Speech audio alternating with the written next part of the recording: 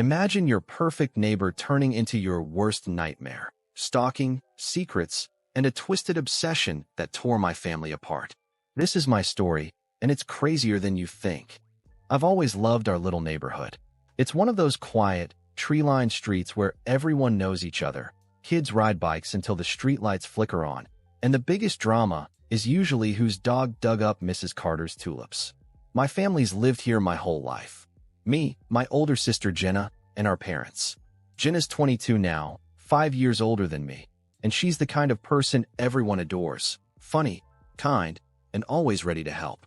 I've looked up to her forever, and we've always been close, even with the age gap. But everything changed when the new neighbor moved in across the street. It started innocently enough. One crisp morning, I was sprawled on the couch, scrolling through my phone, when Jenna burst through the front door, her cheeks flushed from the chilly air. "You've got to see this," she said, dragging me to the window. A moving van was parked across the street, and two guys were unloading boxes into the small blue house that had been empty since old Mr. Grayson passed away last year. New neighbors. Jenna grinned. "I wonder what they're like."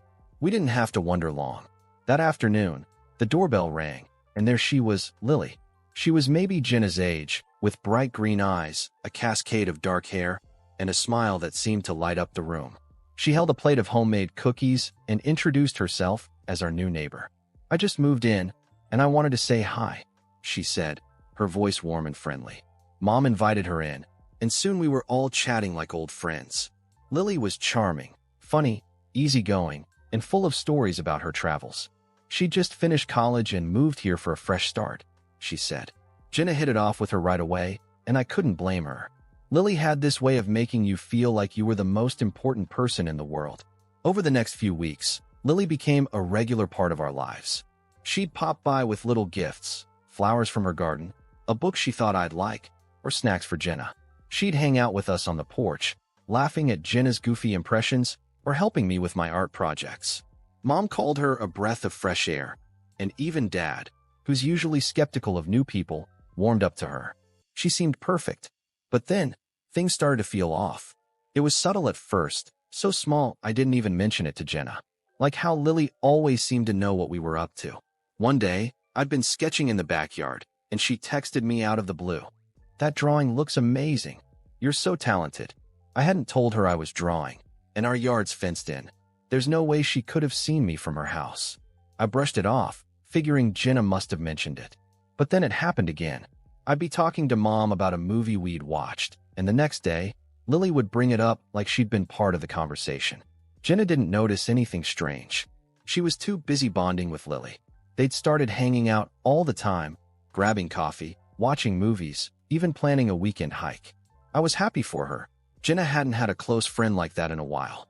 But the more time they spent together, the more I felt this weird knot in my stomach. Something about Lily didn't add up. One night, I was in my room, finishing some homework, when I heard a soft tap on my window. My room's on the second floor, so I froze, my heart pounding.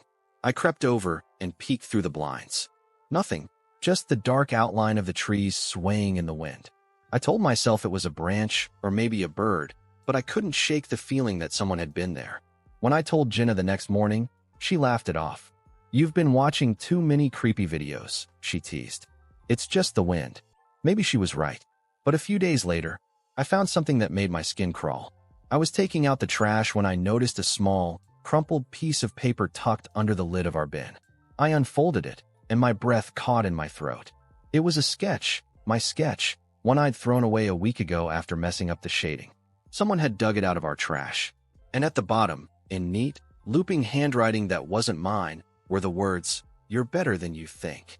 I stood there, staring at it, the chilly air prickling my arms. Who would do that? My mind went straight to Lily. She'd complimented my art before, and she lived right across the street. But why would she dig through our trash? It didn't make sense.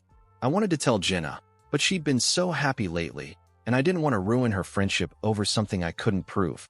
So I shoved the paper in my pocket and kept quiet. That's when the first twist came.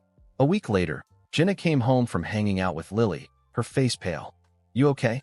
I asked, looking up from my sketchbook. She hesitated, then sat beside me. "Lily said something weird today. She asked if I'd ever thought about moving away, like leaving you and Mom and Dad behind." She said it so casually, but it felt intense. I frowned. "What did you say?" I told her no, of course not. You guys are my world. But then she got this look, like she was disappointed. She changed the subject fast, but it stuck with me. That night, I couldn't sleep. Lily's charm was starting to crack, and I had a sinking feeling we were only seeing the tip of something much bigger. Little did I know, this was just the beginning. Update 2. After Jenna's weird conversation with Lily, I couldn't stop watching her. Our new neighbor, I mean. Every time she waved from her porch or dropped by with that big smile, I'd wonder what was really going on behind it. Jenna brushed off the moving away comment as Lily just being quirky, but I wasn't so sure. That sketch I'd found in the trash kept nagging at me, and the tapping on my window still echoed in my head. I needed answers, but I didn't know where to start. Then, something happened that turned my suspicion into full-on alarm. It was a Saturday, and Jenna had invited Lily over to watch a movie. I was in the kitchen grabbing snacks when I overheard them talking in the living room. Lily's voice was low, almost a whisper. "You ever feel like you're meant for something bigger, Jenna? Like this little town's holding you back?" Jenna laughed. "Sometimes, sure, but I like my life here. My family's everything to me." Lily didn't reply right away.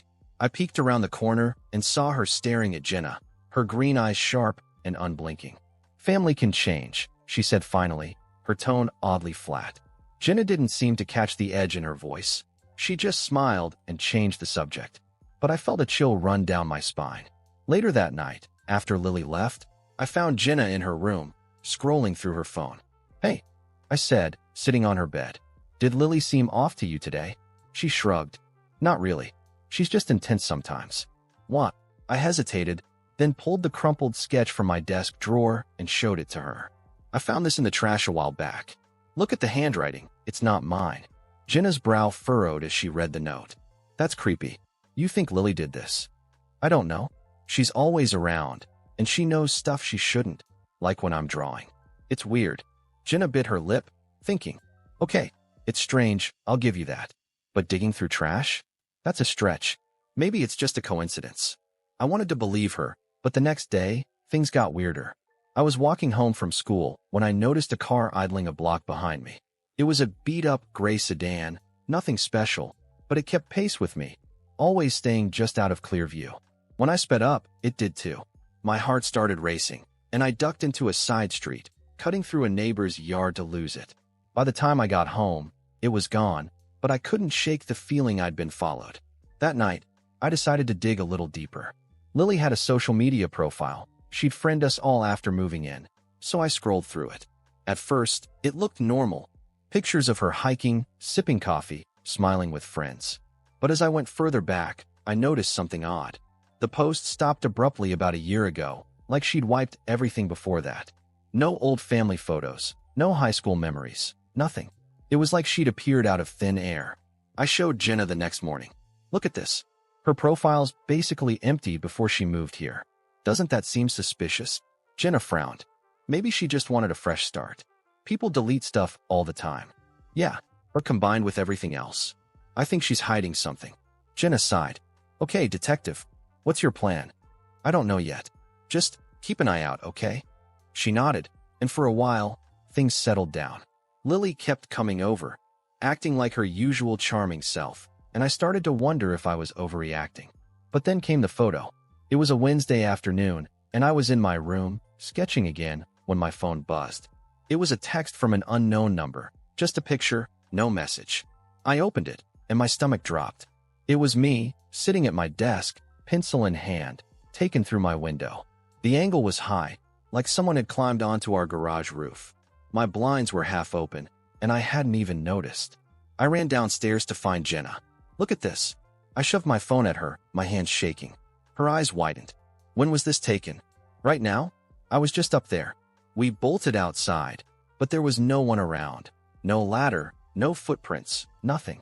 Jenna called Lily right away, asking if she'd seen anyone suspicious, but Lily said she'd been inside all day. Her voice sounded calm, maybe too calm, but Jenna bought it. That night, I couldn't sleep. I kept my blinds shut tight, my desk lamp on, and my phone close. Around midnight, I heard it again, that soft tap on my window. I didn't move.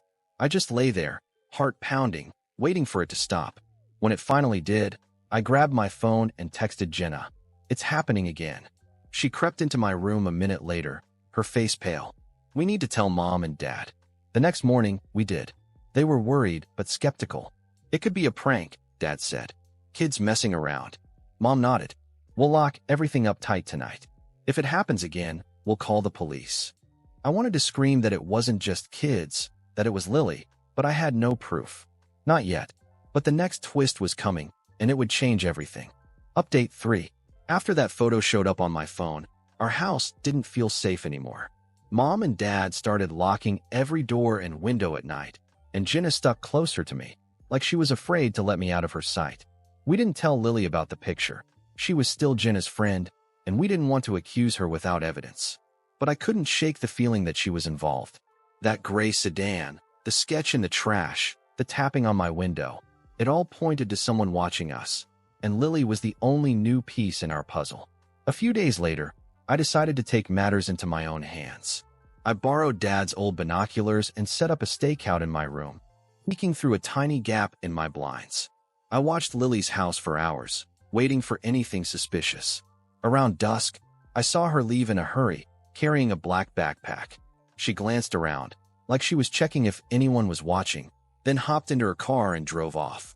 My gut told me to follow her. I grabbed my bike and pedaled after her, keeping my distance. She didn't go far, just to the edge of town, where there's this old park nobody uses anymore. I hid behind some trees and watched as she parked and got out, still clutching that backpack. She walked to a picnic table, sat down, and pulled out a notebook. She started writing furiously, her head bent low, like she didn't want anyone to see. Then, she tore out a page, folded it, and tucked it under a rock near the table. My heart was pounding. What was she doing? I waited until she drove away, then crept over and grabbed the paper. It was a letter, written in that same neat, looping handwriting from my sketch. It said, "You don't see me yet, but I see you. Soon, you'll understand." I stuffed it in my pocket and biked home as fast as I could, my mind racing. Was this about us? Who was she writing to? When I showed Jenna, she went quiet, her face tight with worry. "This is getting out of hand," she said. "We need to figure out what's going on." The next day, Jenna invited Lily over, acting like everything was normal. I hid upstairs, listening through the vent. They chatted about random stuff, movies, the weather, but then Jenna steered the conversation. "Hey, Lily, you ever feel like someone's watching you around here? It's such a small town, you know." Lily laughed, but it sounded forced. "Oh, I don't know. I feel pretty safe." "Why, you feeling paranoid?" "Maybe a little," Jenna said lightly. "Just some weird stuff lately." Lily didn't miss a beat. "Weird how?" Jenna hesitated, then shrugged. "Oh, just noises at night. Probably nothing." I could hear the tension in Lily's silence. When she finally spoke, her voice was too cheerful. "Well, if you ever need me, I'm right across the street." After she left, Jenna came upstairs. "She knows something," she whispered. "Did you see how she reacted?" I nodded. "We need proof. I'm going back to that park tomorrow." The next evening, I returned to the picnic table. The rock was still there, but the note was gone. In its place was a tiny key, rusted and old. I pocketed it, unsure what it meant, but certain it was a clue. On my way home, I saw that gray sedan again, parked near our street. This time, I got a good look at the driver, a woman with short blonde hair, not Lily. She sped off before I could do anything. That night, the biggest twist yet hit us. Jenna was in the kitchen when she screamed. I raced downstairs and found her staring at a photo on the counter, one of her sleeping in her bed, taken from above. "It was just here," she stammered. "I came down for water, and it was on the counter." We checked every lock. Nothing was broken. Someone had been inside our house. Mom and Dad called the police this time, and they took the photo as evidence, but they couldn't do much without more to go on. I didn't sleep that night. Neither did Jenna. Update 4. With that photo of Jenna showing up inside our house, everything felt like it was spiraling. The police patrolled our street for a few nights, but nothing else happened. At least, not that we could see. Still, I knew we were being watched. That key I'd found at the park burned a hole in my pocket, and I couldn't stop thinking about Lily and that blonde woman in the sedan. Were they connected? I had to find out. Jenna and I started digging deeper. We searched Lily's social media again, looking for any clue about her past, but it was still a dead end. Then Jenna had an idea. What if we ask around? Someone in town might know something. We started with Mrs. Carter, our nosy neighbor who knows everyone's business. She was pruning her roses when we stopped by. Lily? Oh, she's a sweet girl, Mrs. Carter said, snipping a stem. Keeps to herself, mostly. But I did see her with another woman a while back. Blonde, short hair. They were arguing in her driveway. My pulse quickened. Did you hear what they said? Not much. Something about fixing it. The blonde drove off in a huff. Jenna and I exchanged a look. That had to be the woman in the sedan. But who was she? And what did she have to do with Lily? The next clue came by accident. I was riding my bike past Lily's house when I saw her mailbox overflowing. She hadn't been home much lately. Always out running errands, she told Jenna. So I took a chance. I peeked inside, just quick enough to grab an envelope before anyone noticed. It was addressed to L. Harper, but the return address was a storage facility a few towns over. Bingo. I showed Jenna, and we decided to check it out. The next day, we borrowed Mom's car and drove to the facility. It was a rundown place, all rusty gates and flickering lights. We didn't have a unit number, but that key I'd found was our ticket. After some trial and error, it clicked in the lock of Unit 17. The door creaked open, and we stepped inside. It was like walking into a nightmare. The tiny space was packed with boxes, photos pinned to the walls, and a sleeping bag in the corner. The pictures were of us, me, Jenna, Mom, Dad, snapped at school, the grocery store, even through our windows. There were notes too, scribbled in Lily's handwriting. Jenna trusts me now. He's on to me. Need to be careful. My stomach twisted. She'd been planning this for months. Then Jenna gasped. She'd found a photo of Lily with the blonde woman, arms around each other, smiling. On the back, it said, "Me and Sam," before it fell apart. "Sam," I whispered. "That's her accomplice." We grabbed as much as we could, photos, notes, anything, and bolted. Back home, we spread it all out on my bed, piecing it together. Lily wasn't just obsessed with us. She was targeting us, and Sam was helping her. But why? That night, Lily knocked on our door. Jenna answered, keeping her cool.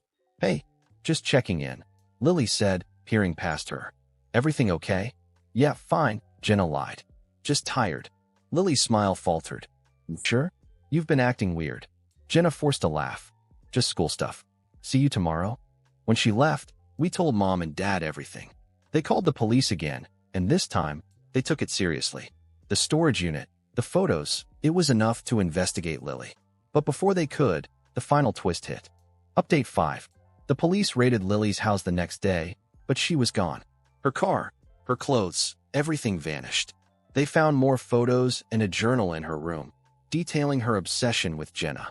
She'd written about wanting to replace me, to become Jenna's real sister, because her own family, Sam included, had abandoned her years ago. She'd latched onto us, convinced we were her new chance at happiness. Sam turned out to be her cousin. The police tracked her down using the storage unit records. She confessed everything. Lily had spiraled after a family fallout, and Sam had tried to help her at first, but when Lily fixated on us, Sam got scared and bailed. She'd been the one following me, trying to warn us, but couldn't bring herself to confront Lily directly. Lily was arrested a week later, hiding in a motel 2 states away. The trial was quick. She pleaded guilty to stalking and breaking into our house. She's getting help now, but the damage lingers. Jenna and I are closer than ever, and we're healing, one day at a time. Our little neighborhood doesn't feel the same, but we're stronger for it. I hope sharing this helps someone out there. Trust your instincts. If something feels off, it probably is. Thanks for listening.